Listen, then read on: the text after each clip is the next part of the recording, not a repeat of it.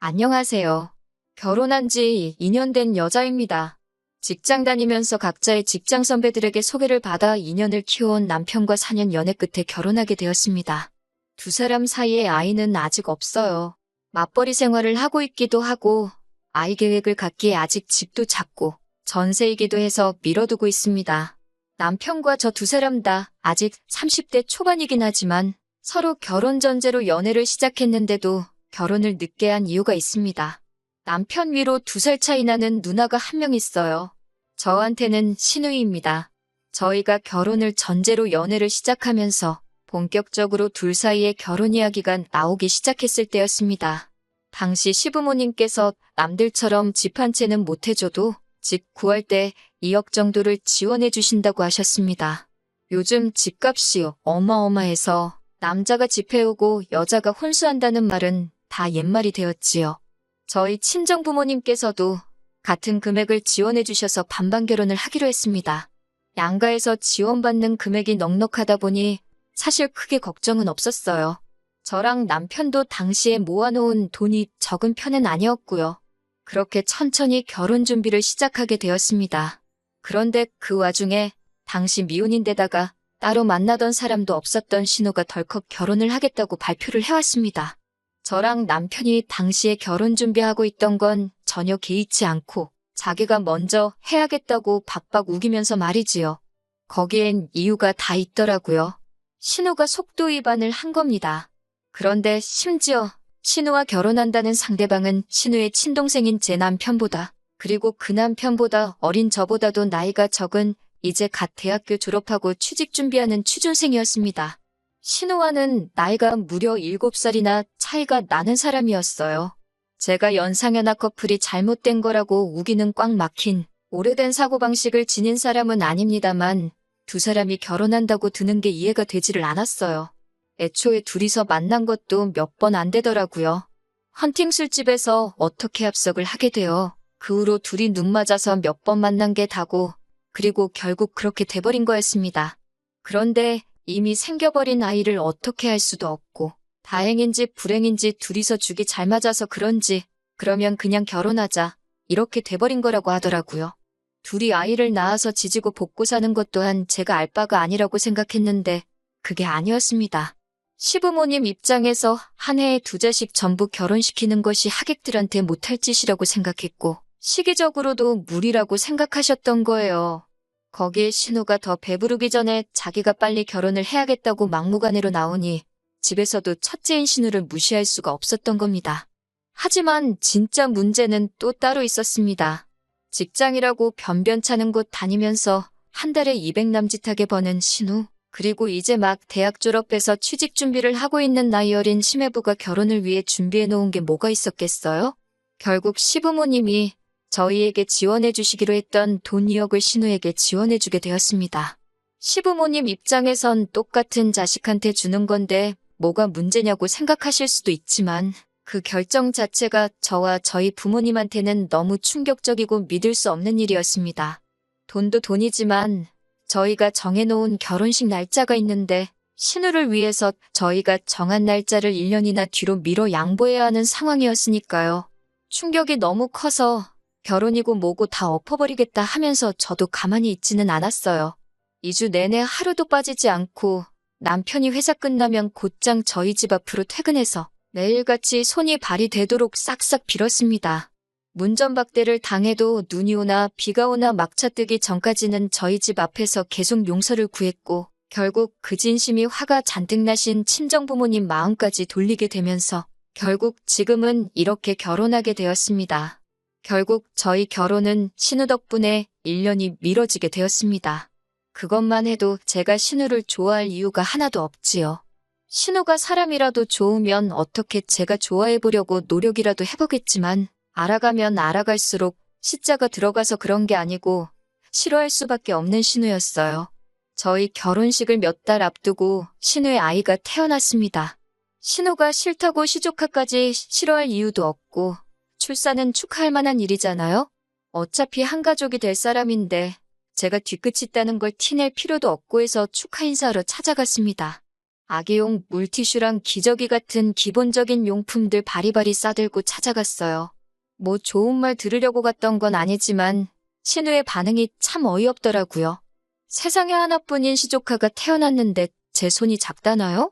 제가 사온 물티슈나 기저귀 같은 건 보편적인 선물이니까 저 아니어도 자기 지인들이 알아서 잔뜩 사올 텐데 센스 있게 현금 선물이나 가져오지 집에 둘 곳도 없는데 쓸데없는 거 사왔다고 면박을 주더라고요. 진짜 신호올케 사이가 된 것도 아니고 얽힌 이야기도 있지만 그래도 잘 지내보려고 마음 써서 준비해 간 건데 막상 저렇게 나오니 제가 저딴 소리 들으려고 4시간 날려서 가면서까지 여기 왔나 싶고 참 마음이 그렇더라고요. 제가 암만 자기 때문에 결혼이 미뤄졌는데도 자기 동생과 헤어지지 않고 결혼을 하기로 했다고. 진짜 신호올케 사이가 된 것도 아닌데 벌써부터 시짜지를 하는가 싶었습니다. 그래서 그때 다짐했어요. 결혼 후에도 정말 무슨 이야기 안 나올 정도로 최소로만 하고 신우하고는 절대 엮이지 말아야겠다고 말입니다. 최대한 무시하면서 살아가려고 했는데 얼마 안 있어서 또 신우한테 연락을 하나 받게 되었습니다. 정말 어이가 없더라고요. 대뜸 자기가 보낸 거 확인해보래서 뭔가 봤더니 문자로 리스트를 쭈루룩 써서 보냈더라고요. 뭔가 하고 봤더니 100일 잔치를 한다고 선물 리스트를 적어서 보냈더라고요.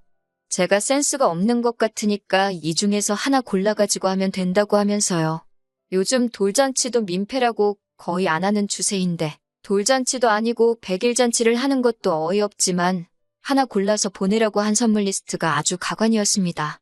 현금 선물 300만 원, 해외 수입 유모차, 새돈짜리 금반지랑 금팔찌 각각 하나씩. 뭐가 더 싸다 싶은 건 없었고 비슷비슷하게 다 고가의 선물들이었습니다. 돌잔치에도 저 정도를 안 할 텐데 100일 잔치에 저런 선물을 요구하는 게 뭔가 싶었어요. 해외 수입 유모차는 뭔가 하고 인터넷에 검색해봤더니 하나에 무슨 200만 원이 넘고 관련 뉴스기사 보니까 백화점 문 열기 전부터 강남 젊은 주부들이 100m가 넘게 줄을 서서 대기표 받아 사가는 유모차라고 하더라고요. 그때는 남자친구였으니까 남편한테 어이가 없어서 전화를 했지요. 남편도 같이 어이없어 하더라고요. 보니까 남편한테는 따로 선물 리스트를 적어서 보냈더라고요. 결혼하기 전이었으니까 한 집으로 쳐준 게 아니고 둘이서는 또 따로 계산을 했던 겁니다. 남편도 어이가 없다는 식으로 나왔지만 정작 한다는 말이 둘이 합쳐서 유모차라도 해가야 하는 거 아니냐고 하더라고요. 그걸 선물이라고 달라는 신호도 웃기지만 뭐라도 하나 사주려고 드니 지금 제정신이냐고 한마디 쏘아붙였습니다. 남편은 선물도 선물이지만 유모차 같은 건 어차피 애가 크면 안 쓰는 거니까 나중에 우리 사이에 아이가 태어나면 물려받을 수 있지 않느냐고 하는 거예요. 진심으로 하는 소리냐고 물어봤습니다. 저는 애 유모차가 그 정도나 하는 것도 이해가 안 되고 물려받는 것도 희망사항이지 솔직히 신우가 중고로 팔아버려도 그만인 거 아니냐고. 인터넷 보니까 없어서 못 구해 웃돈까지 주고 사가는 사람이 있다는데 어떻게든 내 돈 뜯어가려고 그런 게 뻔하지 않느냐고 했습니다. 그리고 시부모님이 결혼자금이라고 2억을 대주시긴 했지만 신우나 시매부나 모아놓은 게 없고 당장 생활비도 없다 보니 지하철도 안 다니는 외진 곳에 오래된 빌라를 신혼집이라고 구해서 들어가 살고 있는데 당장 지하철도 똑바로 못하는 사람들이 200만 원짜리 유모차가 무슨 필요가 있느냐고 따졌어요. 지금 이거 사주면 돌잔치 때는 차 한 대 뽑아줘야 한다고 차라리 싫은 소리 한번 듣고 말지 죽어라고 이래서 신우한테 퍼줄 생각은 꿈도 꾸지 말라고 했습니다. 남편은 알겠다고 대답했는데 그때는 결혼 전이니까 모르죠. 뭘 해도 했을 수도 있고 제 말 듣고 안 했을 수도 있고요. 100일 잔치라고 뭐 성대하게 한 것도 아니고 시어머니 댁에 조촐하게 음식 차려놓고 배달 음식 몇 개 시켜가지고 준비를 했더라고요. 부른 사람도 친척들 몇 명밖에 없고 그나마도 친척들 중에 통 좀 크다고 하는 분들만 초대를 했더라고요.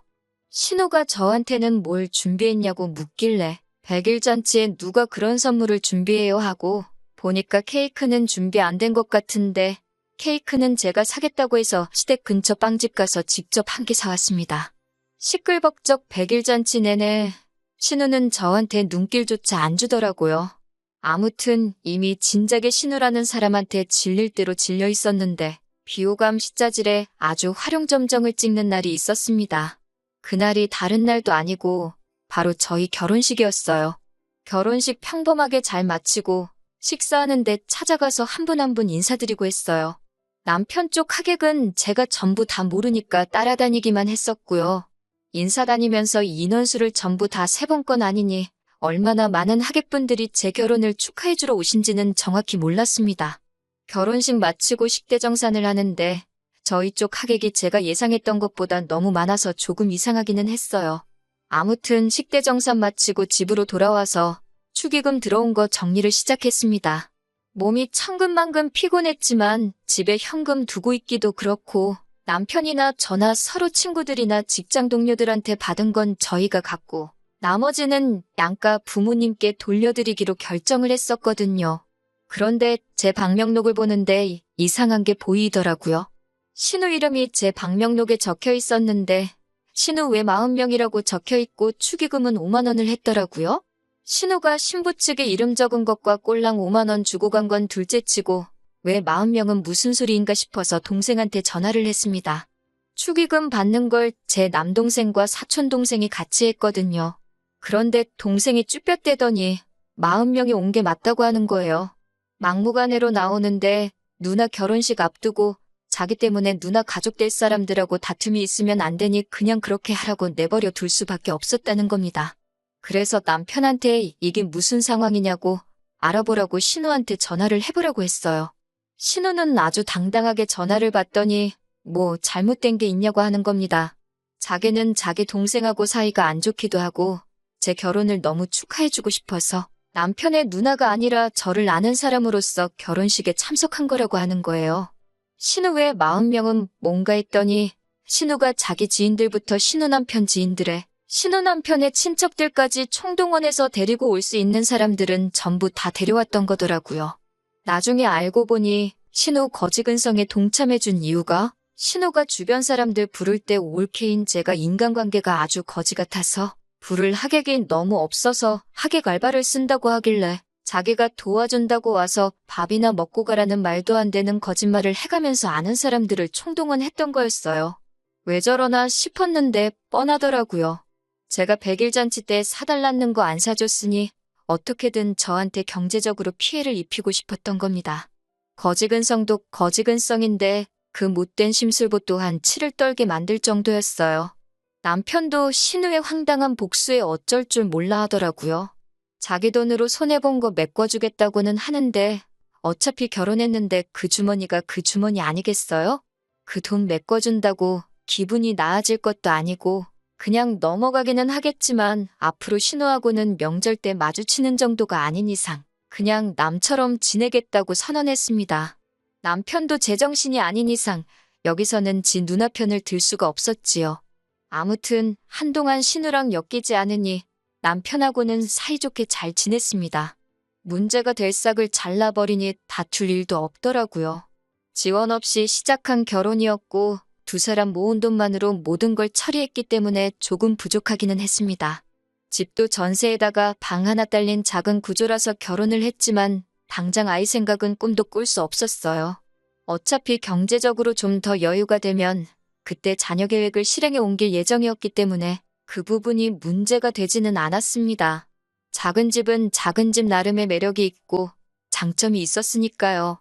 맞벌이 하느라 퇴근하면 서로 힘든데 집이 작으니까 집안일도 별로 할 게 없고 그래도 주변에 인프라가 잘 돼 있는 지역이라 추억거리도 많이 쌓였고요.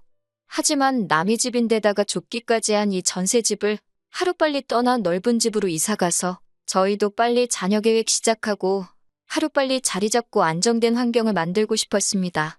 그래서 정말 열심히 모았습니다. 2년 몇 개월 기간 동안 신혼인데도 다 나가면 돈이라고 어디 그럴싸한 데이트도 안 하고 먹고 싶은 것 참고 갖고 싶은 것 포기해가며 정말 허리띠 졸라매가며 아꼈어요. 그리고 얼마 전에 정말 기운 빠지는 소식을 듣게 되었습니다. 신우가 이사를 간다는 소식을 말이에요. 좋은 일이니까 축하해줘도 되는 일이지요. 그런데 신우는 그나마 다니면서 한 달에 200 남짓 벌던 직장도 아이 태어나면서 관두게 되었고 취직 준비하다 결국 끝내 취직 못한 신우 남편은 신은혜 시댁 쪽 장사 도우면서 고정 수입 없이 그때그때 그쪽 집에서 돈 타다가 가져다 쓰고 있다고 알고 있었거든요. 그 벌이로 신은혜가 무슨 수로 갑자기 이사를 가는가 싶었습니다. 로또라도 된 줄 알았어요. 사촌이 땅을 사면 배가 아프다더니 딱 이런 기분인가 보네요. 아이 계획까지 미뤄가면서 정말 어디 놀러가지도 못하고 짜장면 먹는 돈도 아까워서 짜장라면 먹고 그랬는데 누구는 저희보다 돈도 못 벌면서 벌써 아이도 있고 돈도 어떻게 한 건지 집도 이사가고 제가 질투심이 심한 건지 제 나름대로 제 자신이 착한 사람이라고 자부하지는 않지만 나쁜 사람은 절대 아니라고 생각했는데 싫어하는 신우가 저렇게 집도 사고 하는 꼴을 보니 정말 말 맞다나 배알이 꼬여서 죽겠네요. 그냥 신우 같은 사람은 되지 말자고 열심히 살았던 것 같은데 신우보다 제가 못한 것 같아서 울적해서 사연 보내봤습니다. 정신없이 지내다가 제가 사연 보냈던 게 생각나서 이렇게 몇 달이 지나서 후기를 보내드리네요. 결론부터 말씀드리면 남편하고는 갈라섰습니다. 숙려기간도 끝났고 완전히 갈라섰고 재산 분할도 제대로 받았고 위자료에 신우가 제 축의금 털어먹으려고 했던 돈까지 탈탈 전부 다 받아냈어요. 이혼하게 된 이유를 말씀드릴게요. 연 끊고 살고 있으니 제가 모를 거라고 생각했나 봅니다. 신우가 대놓고 이사갈 집이라고 집 자랑을 SNS에다가 올려대기 시작했어요. 사진 올려놓고 엄마 고마워. 새 집에서 우리 아이랑 남편이랑 행복하게 잘 살게. 이런 식으로 글을 올려대는데 제가 모를래야 모를 수가 없었습니다. 신우가 무슨 돈이 있어서 벌써 이사를 가는가 했더니 시댁에서 신우한테 집을 해주는 거였어요. 그날 퇴근하고 돌아온 남편한테 핸드폰을 들이밀면서 이게 뭐냐고 따졌습니다. 남편은 보면 모르냐고 누나네 이사 가는 거지 않냐고 시큰둥하게 대답했어요. 누가 한글을 못 읽어서 물어보는 줄 아냐고 이게 뭐냐고 다시 따져 물었지요. 신우네는 이미 결혼할 때 원래 우리에게 지원해주기로 했던 지원금 다 받아다가 지금 사는 집을 구한 거 아니냐 했더니 남편이 되려 저한테 성질을 부리더라고요.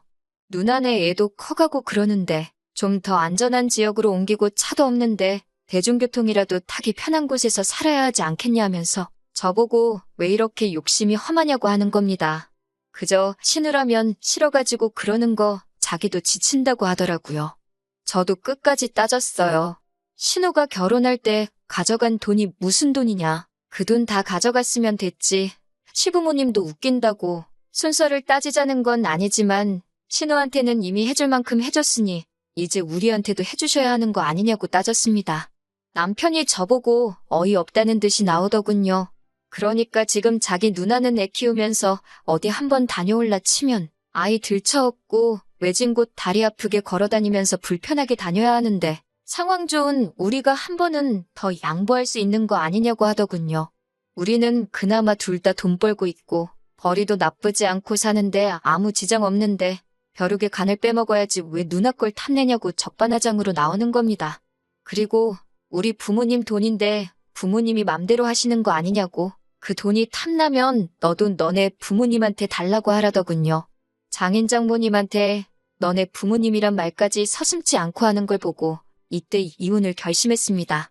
우리 부모님한테 받아오라는 게 할 소리냐고 했더니 애초에 보태주기로 한 돈을 안 준 건 친정 부모님도 마찬가지 아니냐고 하는 거예요.